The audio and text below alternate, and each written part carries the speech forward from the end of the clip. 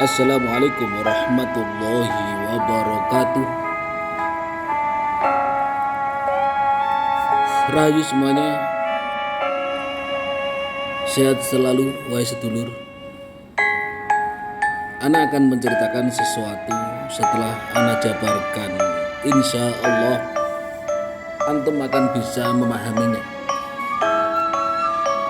Wahai sedulur, Ana akan menceritakan tentang Wahyu Gagak Emprit dan Wahyu Cakraningrat.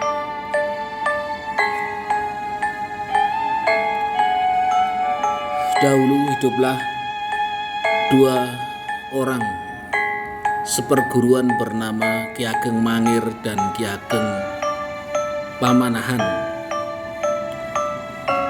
Dua orang itu merupakan seorang panembahan yang sangat sakti mandraguna di era kerajaan Mataram. Keduanya melakukan sebuah pertapaan dan akhirnya keduanya sama-sama mendapatkan petunjuk, mendapatkan ilafat. Barang siapa yang berhasil menghisap atau meminum Wahyu Gagak Emprit, maka seluruh keturunan keluarganya hingga 7 turunan akan menjadi raja-raja besar di Nusantara.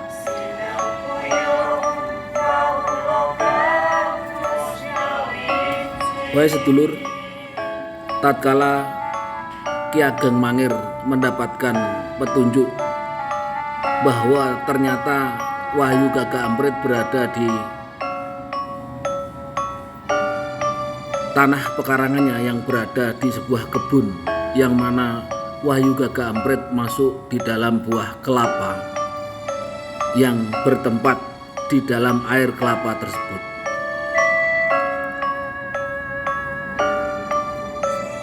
Namun petunjuk yang Ki Ageng Mangir terima tatkala untuk menghisap Wahyu Gagak Emprit itu harus 1 kali tenggak, tidak boleh 2 kali tenggak, karena Wahyu Gagak Emprit berada dalam buah kelapa tersebut. Karena kesaktian beliau, Ki Ageng Mangir melihat dalam buah kelapa yang bercahaya. Diambillah buah kelapa tersebut, wahai saudaraku. Karena waktu itu Ki Ageng Mangir, perut beliau masih kenyang dan habis minum air yang banyak. Beliau yakin tidak bisa meminum air kelapa tersebut dalam 1 tenggak. Maka beliau menaruh buah kelapa tersebut di dapurnya. Lalu beliau meninggalkan ke kebun untuk bercocok tanam bersama istri beliau. Ki Ageng Pamanahan tahu, karena beliau juga seorang yang sakti mandraguna, merupakan kakak seperguruan dari Ki Ageng Mangir. Dalam pertapaan, Ki Ageng Pamanahan kaget karena Wahyu Gagak Emprit telah jatuh kepada Ki Ageng Mangir, namun masih berada di dapur.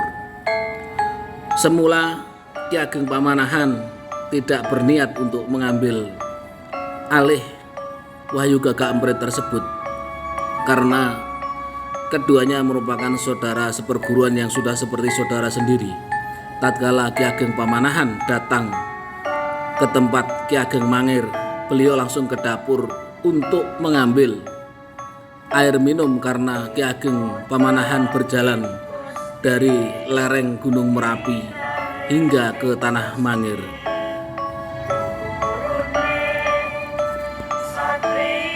Wahai saudaraku, betapa kagetnya Ki Ageng Pamanahan tatkala melihat ada buah kelapa yang bercahaya berkilauan.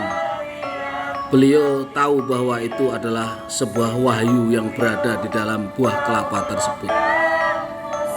Lalu diminumlah air kelapa tersebut. Tatkala Ki Ageng Mangir datang dari kebun, Ki Ageng Mangir menangis meneteskan air mata karena beliau tahu bahwa keturunan Ki Ageng Pamanahan yang akan menjadi raja-raja di Nusantara.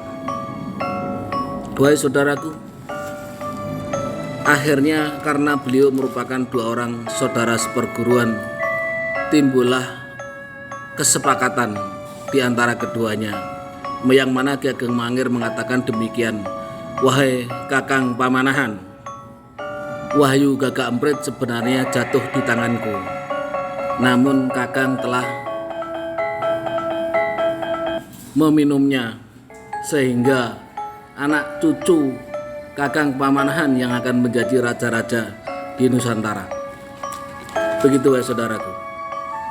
Akhirnya Ki Ageng Pamanahan mengatakan, "Wahai adikku, maafkan Kakang Mas, karena Kakang Mas telah meminum air kelapa tersebut." Ingat kata-kata Kakang Mas, itu yang diucapkan oleh Ki Ageng Pamanahan. "Tatkala keturunanku yang ketujuh menjadi raja-raja di Nusantara, akan aku serahkan kepada keturunanmu." Wahai saudaraku, tatkala Sultan Hadiwijoyo Mataram, itulah keturunan ketujuh dari Ki Ageng Pamanahan yang memegang tampuk pimpinan di Nusantara, menjadi raja besar di Nusantara.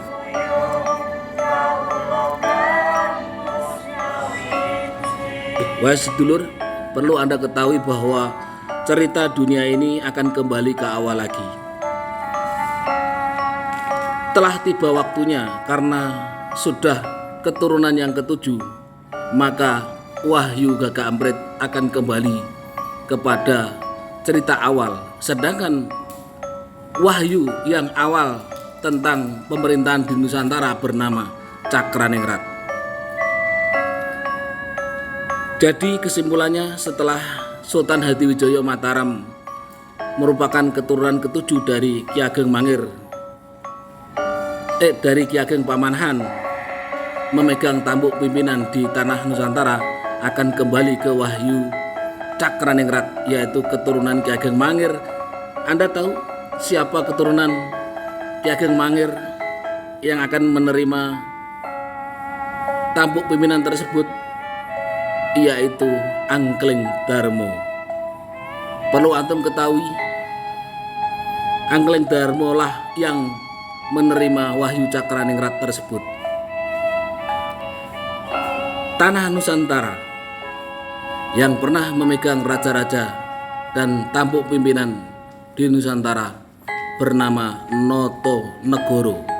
Yang dimaksud Ro itu adalah Bojonegoro, yaitu Angkling Darmo, karena Angkling Darmo yang menerima wahyu Cakraningrat, yaitu serah terima tampuk pimpinan dari wahyu Gagak Emprit, keturunan Ki Ageng Pamanahan, dan akan masuk kepada wahyu Cakraningrat, yaitu Angkling Darmo. Paham tuh? Itu berdasarkan kesepakatan Ki Ageng Mangir dan Ki Ageng Pamanahan tersebut. Wahai saudaraku, itu bukan cerita hoak, itu bukan cerita omong kosong, dan itu bukan cerita mitos, namun berdasarkan wahyu tata pemerintahan tanah Nusantara. Itulah mengenai rahasia besar Noto Negoro. Semoga antum dimanapun antum berada dapat mengerti mengenai sebuah wahyu Cakraningrat. Rahayu semuanya, rahayu, rahayu, rahayu. Assalamualaikum warahmatullahi wabarakatuh.